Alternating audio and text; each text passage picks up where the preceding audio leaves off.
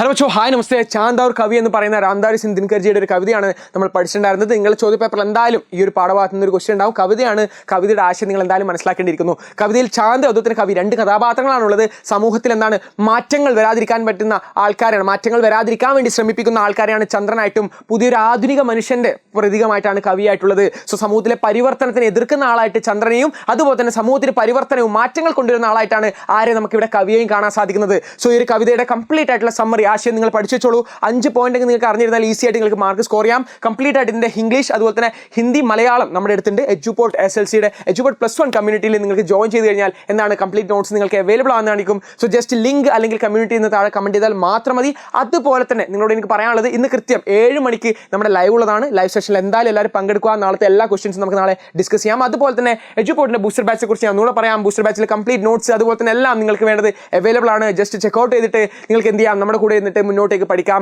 So നമുക്ക് annual exam തകർക്കാം. तो ठीक है बच्चों, लाइव के अंदर मिलते हैं. कृत्य 7 मणि की നമുക്ക് ഇന്ന് ലൈവിൽ കാണാം. റെഡി?